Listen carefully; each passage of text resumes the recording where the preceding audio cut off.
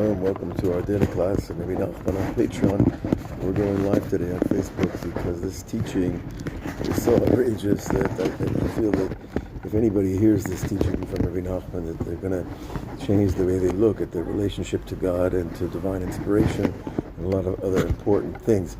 In this Torah of Torah Lama, we've been learning about how God contracts or constricts the upper mind, the Seichel Elyon, into the lower mind, which, well, that's you and I. And that paradigm of contracting a great thing into a small thing, we see it throughout nature, throughout history, throughout science.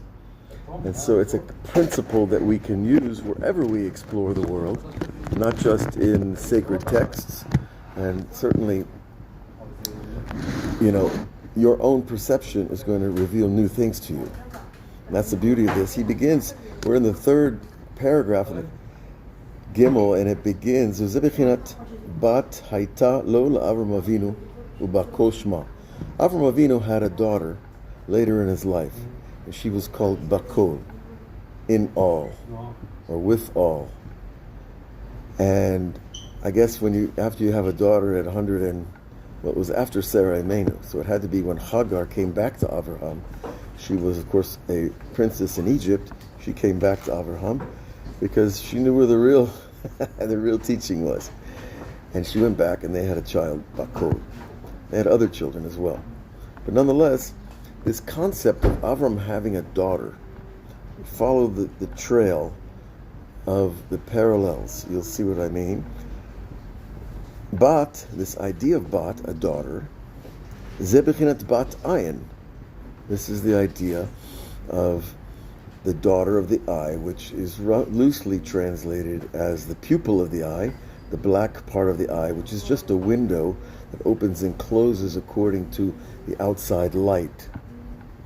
But of course, the bat ayin is also literally means the daughter of the eye, meaning the apple of the eye, so they like to translate it in old-fashioned English, means the one the child that you have this extra love for. Now, it's not usually a good thing to love one child more than another, but sometimes we can't help it, and we have to fix it. And that means love everybody with all your love. Okay, that's a lifetime work unto itself.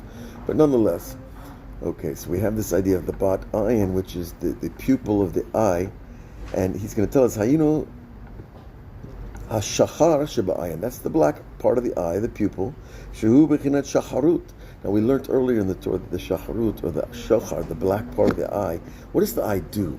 It gathers information from very large spaces into a very small space. You stand on the mountainside and you can cover 50 miles in all directions if you have a good enough eye. And that's all coming into a little retina like that. So that's the concept of the constriction of a great thing into a small thing, which we're going to learn is a parallel paradigm for many other teachings. Because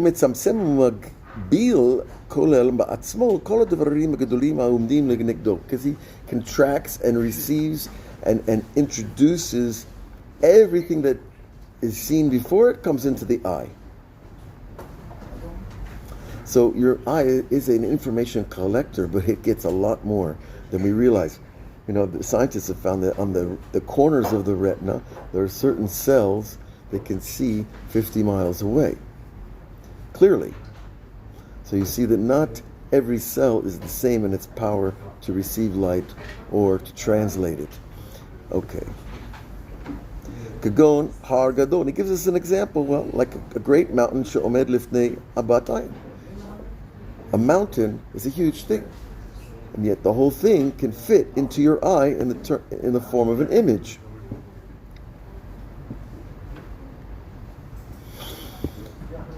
And that image, of course, is not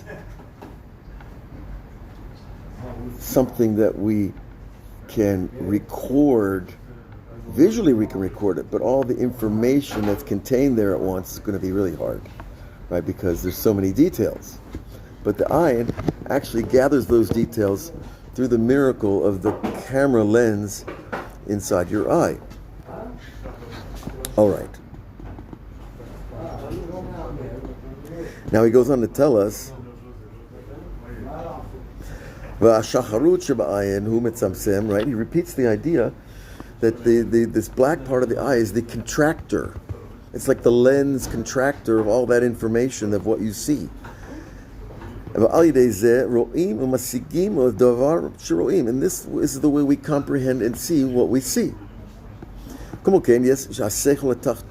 too, the lower mind, that's our mind. We contract the great seichel, the great mind, the one mind, into our mind. Now you think about that for a while, it's going to blow your mind, but we don't want to do that here. We want to take it piece by piece. Right? But this is how we can understand a little bit of God and a little bit of divine inspiration and a little bit of who we are by that relationship. Because if your little mind has the ability to bring in that great picture of the great mind, the one mind, then you're going to learn things that you didn't know that you need to know. And you're going to learn things you didn't know you needed to know. Okay, so we go forward, and he tells us, right? This great intellect. And this is the idea of when Moses saw the burning bush. What did Moses see at the burning bush? Right? Asne enenu ukal. That it was a fire on a bush that didn't consume the bush.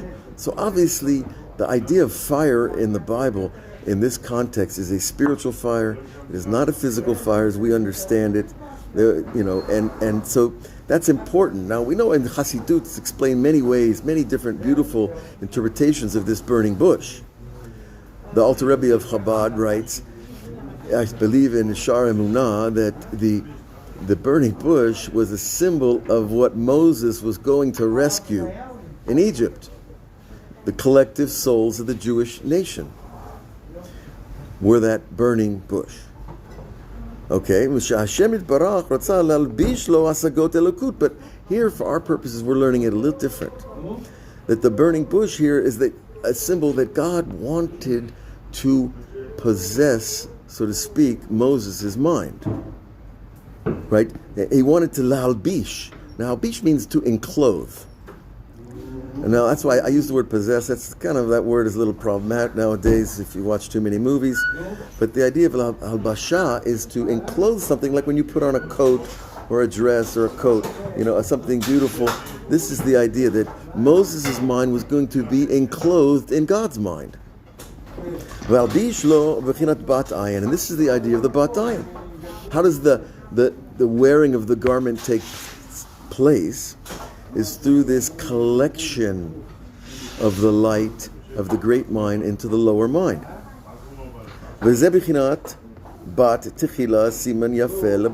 is another statement of the rabbis, a beautiful statement that has many, many interpretations.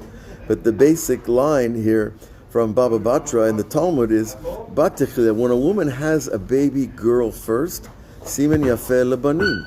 It's a beautiful sign for her sons. So if a woman has a baby girl first and then has baby boys, it's a good sign for the sons. Now, a lot of people think, they have a certain chauvinistic take on the verse, and they say, if my wife had a daughter, then I'll get a bunch of boys. Like that's the goal of childbearing. But no.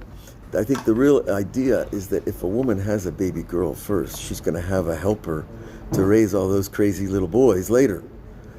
But anyways, for our purposes here, this idea of a bat first, remember the bat ayin, the collector of the information, the eye is a great sign for the sons. Bat techila ze bechinat hasechel tachton. The daughter idea here is this our mind, the lower mind, Shehu techila, that we receive that first, v'hakdama l'sechel elyon, but it becomes a preparation for the greater mind. So you see, once we are able to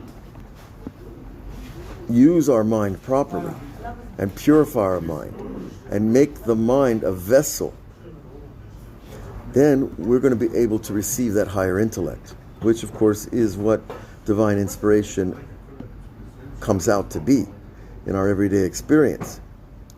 Okay, now this is the idea, a good sign for the sons, that we receive first the daughter, and then we receive afterwards the sons. And these are metaphors, of course, for varying levels of intellect. Kamar Hazal, as our sages taught, bring me my sons from far, and my daughters from the ends of the earth. And this is from also from the Talmud. It's talking about the redemption, obviously, the bringing the Jewish people back to God and back to Eretz Yisrael. But you see, it's an interesting chiluk that the prophet makes.